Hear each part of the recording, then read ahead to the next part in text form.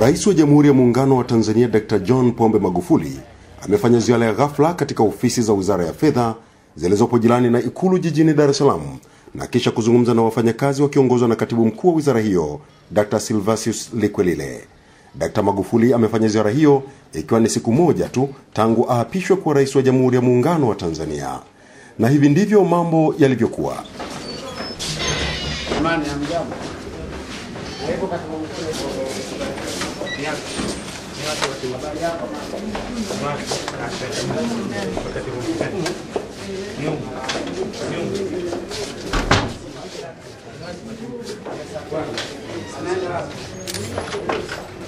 Ameenda lini?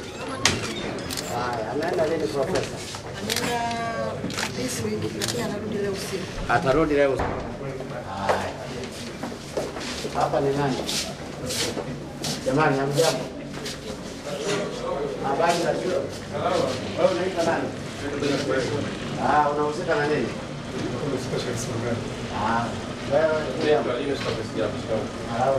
Halo, habari yako? Halo, habari yako? Habari za shule? Salama kabisa. Karibu sana wizara. Nashukuru sana. Habari za kazi? Salama, tunashukuru. Haya bana. Naruhusiwa kusaini kitabu chako. Karibu sana.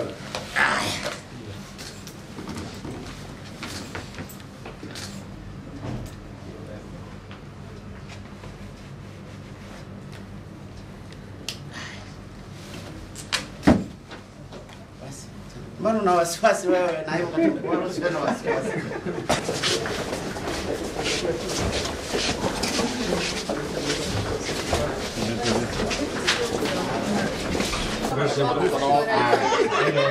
Kwa hiyo ofisi inahusika na nini? Hapa ni idara ya bajeti. Ni section inahusika na wizara pamoja na taasisi za shughuli.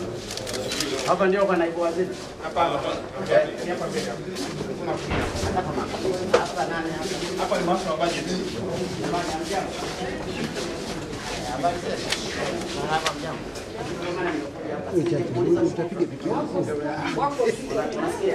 Mimi ndio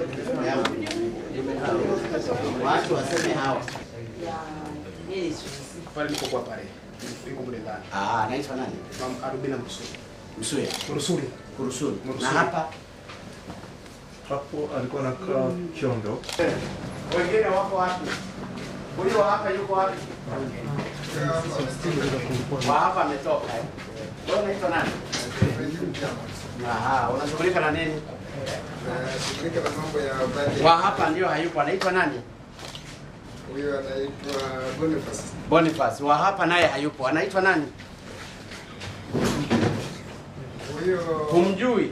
Anaitwa Eliamani. Monesi naye hayupo. Wa hapa na anaitwa nani? Beda naye hayupo. Wa hapa naye hayupo. Anaitwa nani wa hapa? Kwa hiyo ambao mpo humu nani? Sogea tu wewe mtu safi sana. Njoo wewe. Nakusumbua. Njoo bana, njoo rafiki yangu. Hata kama nakusumbua lakini njoo. Ujambo bana. Wewe ndio boss wao. Sogea hapa basi. That's very good. Nimefurahi hii wizara angalau ina consider watu walemavu bana.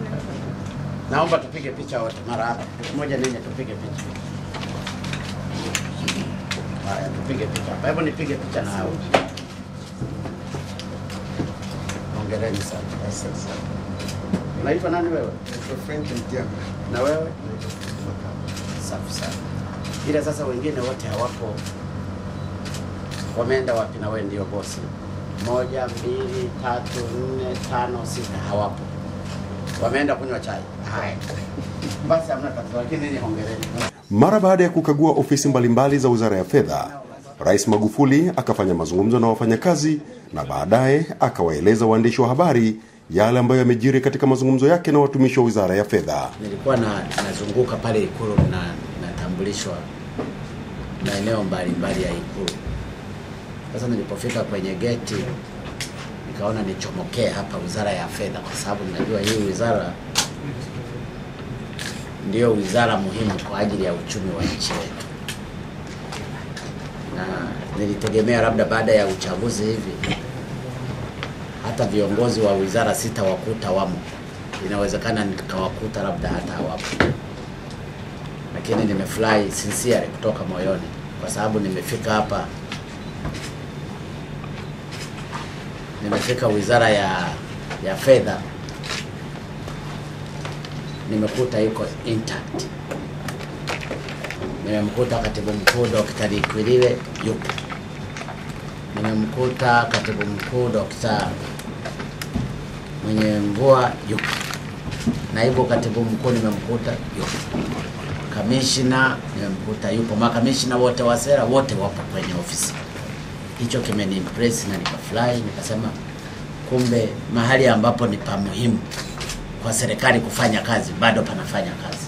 Kwa hiyo ninakupongeza sana katibu mkuu na watendaji wako, muendelee hivyo, mfanye kazi hivyo kwa sababu ninyi ndio tegemeo la uendeshaji wa serikali. Lakini la pili, wamezungumza changamoto nyingi ambazo wanazipata katika shughuli zao za kuhakikisha kwamba uchumi unaenda mbele, na hizo changamoto zimenisaidia mimi katika kujifunza, kwa sababu ninaamini kujifunza huwa ni kwa kila siku.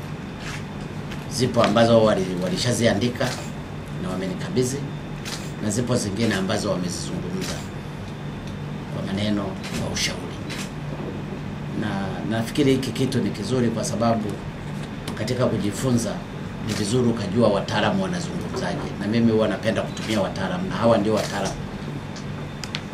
Wamenifundisha mengi, nimefurahi na nimejifunza, lakini of course na mimi nimewapa maelekezo machache ambao waanze nayo. Kwanza, yale masuala ambayo hayatakiwi kusamehewa kodi, wasisamehe kodi yoyote kuanzia leo. Watasamehe tu yale ambayo yanahusika, ambayo yapo kwenye mkataba labda na wafadhili na kadhalika. Yale mengine wayaache tu, hakuna kusamehe. Lakini la pili, waimarishe swala la ukusanyaji kodi, na hasa kwa wale wakubwa wanaokwepa kodi, wanaopitishia bandarini na kadhalika.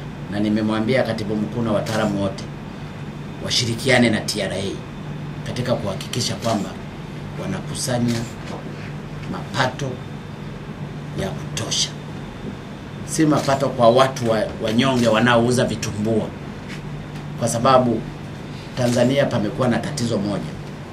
Wanaouza vitumbua, wanaouza vinguonguo huko chini ndio wanahangaishwa kulipa kodi. Wale wakubwa wanakwepa kodi.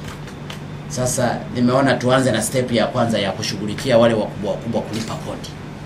Wapo wanaoleta makontena wanasema ni gypsum, lakini unakuta kuna seti za TV, na hili nina uhakika atalifuatilia ili kusudi kodi ilipwe kwa wale wanaoingiza bidhaa huko.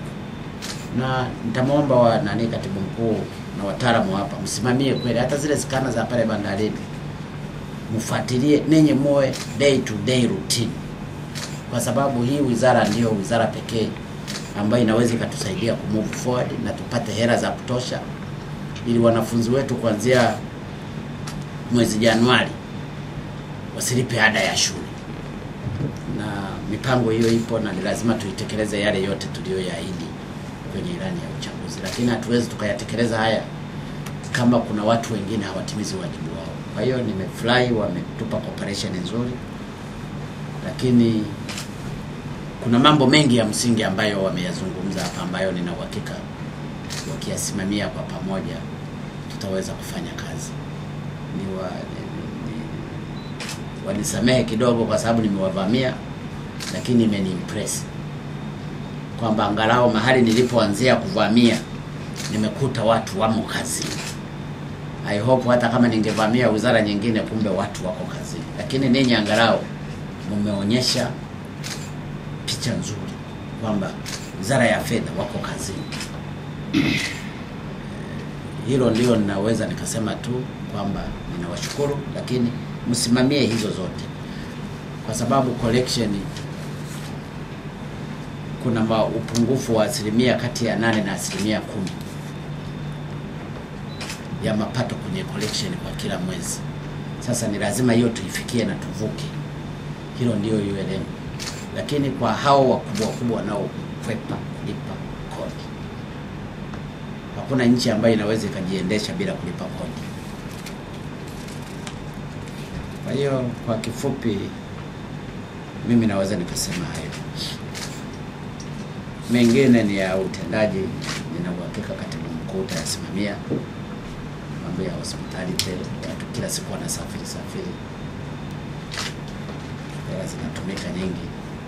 Haya ndiyo yaliyojiri katika ziara ya ghafla ya Rais wa Jamhuri ya Muungano wa Tanzania Dr. John Pombe Magufuli alipofanya ziara ya ghafla katika Wizara ya Fedha. Nimetoka angalau na body pressure. Kwa hiyo ninyi fanyeni kazi, wala asije akawadanganya mtu yoyote. Ninyi kigeni kazi, basi hapa ni kazi tu, na mimi nitafurahi. Yani msimame, mtu asikudanganye, jifanye hivi, piga kazi. Mtu atakaye kusumbua njoo kwangu. Haya bana. Asante sana. Mungu awajalie. Rais huyu wa awamu ya 5 ameanza kazi rasmi mara baada ya kuapishwa Novemba 5 mwaka huu 2015 kwa kumteua Mheshimiwa George Mcheche Masaju kuwa mwanasheria mkuu wa serikali, na pia ameitisha kikao cha bunge Novemba 17 mwaka huu 2015. Yapo George Mcheche Masaju.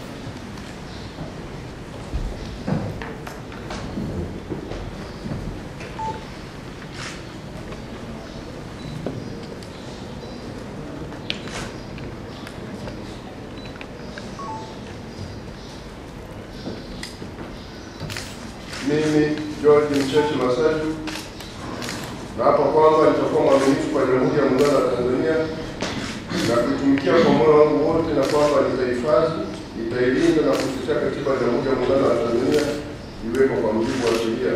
Ee Mwenyezi Mungu nisaidie.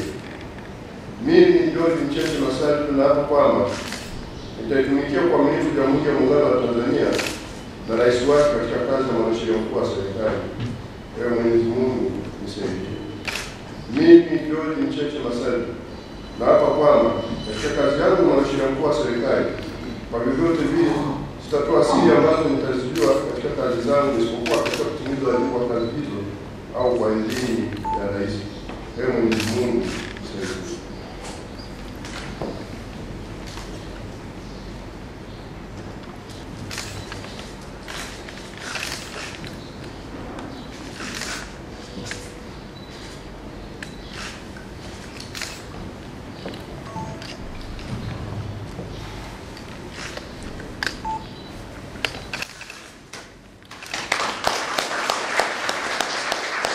Katika hatua nyingine, Rais wa Jamhuri ya Muungano wa Tanzania Dr. John Pombe Magufuli ameongoza wafanyakazi wa Ikulu kumwaga Rais mstaafu wa awamu ya 4 Dr. Jakaya Mrisho Kikwete, ambaye ameondoka Ikulu na kwenda kijijini kwake Msoga mkoani Pwani.